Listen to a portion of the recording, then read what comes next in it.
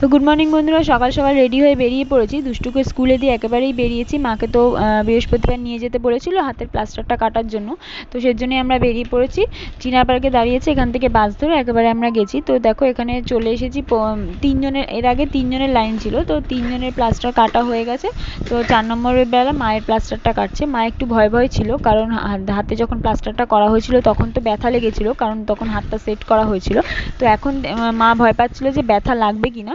তো আমি বলেছিলাম যে দেখো লাগবে না কোনো ব্যথা, তো সেই কথা মতোই কাজ হচ্ছে, কোনো ব্যথা লাগেনি। মা একটু নার্ভাস হয়ে গেছিলো। যাই হোক, প্লাস্টারটা খুব সুন্দরভাবে উনি খুলে দিলেন।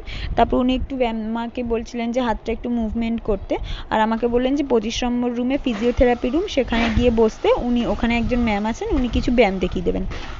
তো কথা মতো কাজ করেছি। 25 নম্বর রুমে গিয়ে ওখানে ম্যাডাম আমাদের কিছু ব্যায়াম দেখিয়ে দিয়েছেন, আর বলেছে 2 সপ্তাহ পরে আবার যেতে, ঠান্ডা আর গরম জলে শেক করতে বলেছে। তো বাড়ি যাওয়ার পথে খুব খিদে পেয়ে গেছিলো। আমি একটু ঘুগনি আর লুচি খেলাম, আর মা চা বিস্কুট খেয়েছিল। আর তারপর আমরা বাসও পেয়ে গেছিলাম তাড়াতাড়ি। বাস ধরে বাড়ির পথে রওনা হয়েছিলাম। তো আস্তে আস্তে তাড়াতাড়ি হয়ে গেছিলো সেনকে, কোনো মানে বেলা হয়নি, 12টার মধ্যে ঘরে ঢুকে গেছিলাম। তো দেখো এখানে আমরা লেক টাউন ক্রস করছি। তো বাস থেকে নেমে যখন আমরা বাড়ির দিকে এগোচ্ছি, তখন দেখলাম যে দুষ্টুকে ওর বাবা স্কুল থেকে নিয়ে আসছে। তো রাস্তায় দেখা হয়ে গেছিলো। তো আমি তো সেখান থেকে দুষ্টুকে আমি ভিডিওতে আবার একটু নিয়ে নিলাম। ও তো ভিডিওতে আসতে খুব ভালোবাসে। তো চলো শেষ করলাম।